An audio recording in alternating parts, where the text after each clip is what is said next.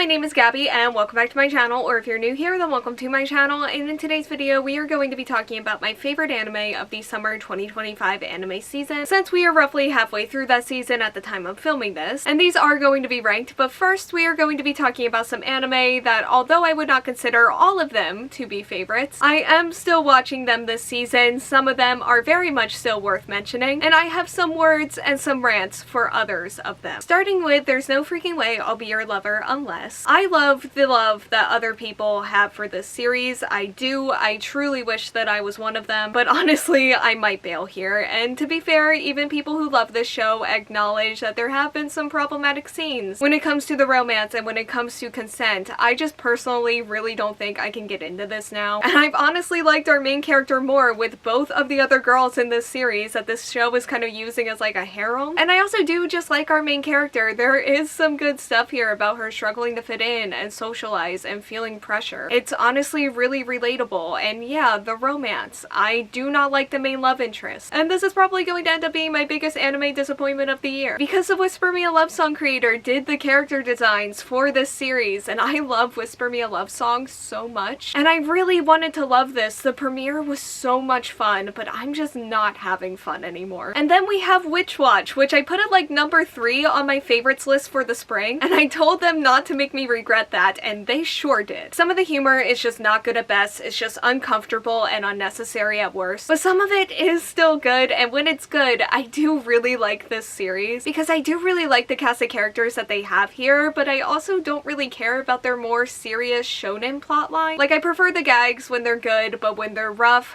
again, they're just really rough. And speaking of my favorites from last season, we have To Be Hero X, which I ranked second on that list. I don't know if I fully realized at the time how much they would be changing their storylines and characters here, and I also really loved their animation, and they still look good, but I do feel like they kind of took their animation away from me, and I'm honestly not sure why. Like, I want to trust that it's for like a smart reason and it'll eventually all come together, but it just hasn't yet for me, and the amount that I enjoy this series really just depends on what story they're telling and what characters we're following. Sometimes I really like it, and sometimes it's just kind of on my screen. And on a more positive note, next up we have Betrothed, My Sister's Ex. I've watched a lot of anime within this genre. Some of them have been good and fun and cute, and some of them have been really boring, and this one is certainly more on the more fun and cute side. They have a lot of charm. I like the characters. There is some good comedy here, but they're also a little bit more boring than I would like them to be at times, and again, I've watched a lot of anime within this lane. It certainly hits the tropes on occasion, both in a way that I think benefits them and in a way that I don't really think it does, but I do mostly like this so far. Next up we have TOUGEN ANKI. I feel like this one is popular, right? Because it is streaming everywhere, and I feel like someone somewhere really wants this to take off, and at first I was like, oh, okay, it's like every shonen series ever, just all combined into one. Like, that is what we're doing here, and it is kind of what we're doing here, but I also do think that they're doing it really well, and as soon as I saw the cast, I got it, and things started to click for me. So yes, I would still call them basic, but the art's cool. I feel like there's like a lot of good chemistry in between the cast of characters. It is good. It has been fun. I do like the action scenes, and I do think that this is one that I'm going to end up really liking. It just has like a little bit of a slow start right now, and again, they're just a little bit more basic than I would like them to be. Next up we have Turkey, Time to Strike. I don't know how to talk about this series without spoiling the twist here, and I won't spoil it, but just know that it is there. This is not the girls bowling sports anime that I thought it was going to be, not in the slightest bit. But what it is a mix of stupid and silly and fun. It is genuinely ridiculous, and I love it for that. I don't know if I can stand here confidently and say that it is good, but I'm also not going to stand here and say that it's not good. It's just a wild ride. Okay, let's go ahead and talk about DanDaDan for a second, because I didn't love this arc that they started their second season with, and they also just started their first episode with the assault scenes again, which was not a good start at all to this season, to say the least, and it definitely put me in a mood with them. But I do really love their studio and their animation. I do have a little bit of a ship here between Momo and Okarun, and I said little bit, but I think that's a lie. I think they're really, really cute together, and I have been slowly but surely coming out of that mood and having fun with them again, but I just don't really trust this series to not put me back in that mood, which makes me really unhappy, to say the least, because at the end of the day, they don't need those scenes. They really don't. It's gross. It's never going to not be gross, and I would like them to stop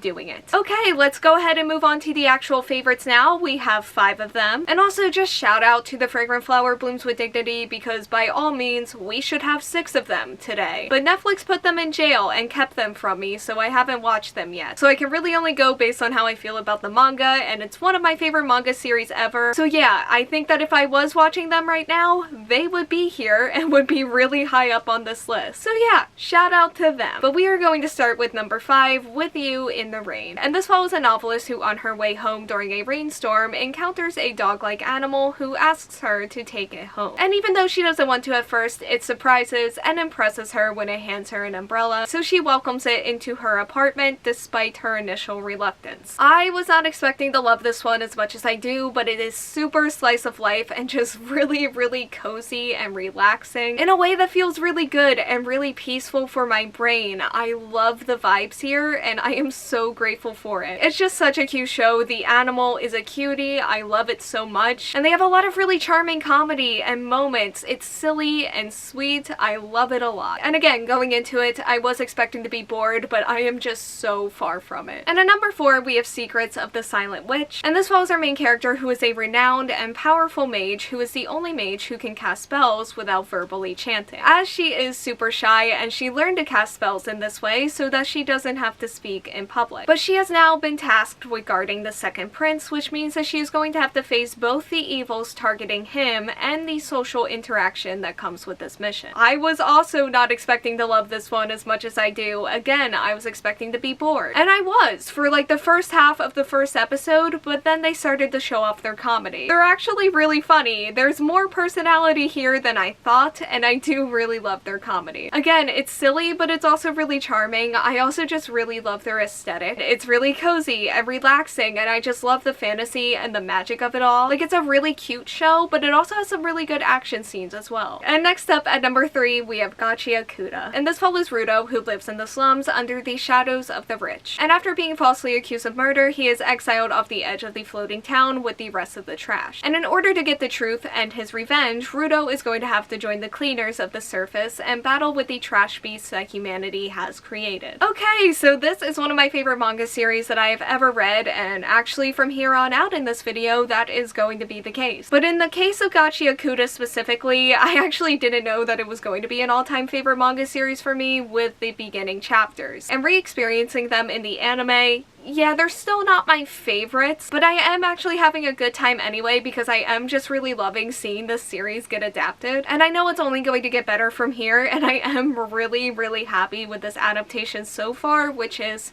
such a huge relief. And it's been so fun to see the characters and the world and the trash beast. I love the animation, I love the action. It is a show with a ton of energy, and I've just been loving it so much. And again, based on the manga, I know that it's only going to get better and more fun from here, and I am just really excited for it overall. And at number 2, we have Kaiju number 8, Season 2. And Kaiju number 8 follows our main character, Kafka Hibino, who wants to chase his dream of defeating Kaiju by the side of his childhood best friend. This was a dream that he had previously given up on, but when the time comes for him to try again, he ends up gaining the power to turn into a kaiju. And this was my favorite anime series and manga series of 2024. I am still just as extremely happy with this adaptation as I was with season 1, and I've been having just so much fun with the action scenes and the animation, and Captain Narumi is finally on my screen, which for me is always going to be a good thing. He is ridiculous and I love him anyway. He is just such a star, and Aurora is also doing the opening this season, who just has some of my favorite songs ever that do mean a lot to me personally, so like this is a coincidence that I don't really have words for actually, but is also something that I am really loving. And like Gachiakuta, there is a lot here that I know is coming that I am super excited for. So yeah, who's above them? Well, that's actually going to be the summer Hikaru died. And this follows 2 boys who lived in a village and did everything together, they're best friends, until something happens to Hikaru that changes him forever. When all his friend really wants him to do is stay by his side. The horror looks really good, but more importantly for me, they're really nailing the emotional intensity and complexity of the situation in a way that is destroying me in the same way that the manga does. And I'm just so fully invested in this story and this relationship all over again. Maybe even more so because getting to interact with the series again is making me think about it more all over again. I feel like I'm noticing more things and understanding more things, which again I do feel like is really proof of just like all of the layers and complexities here, because believe me,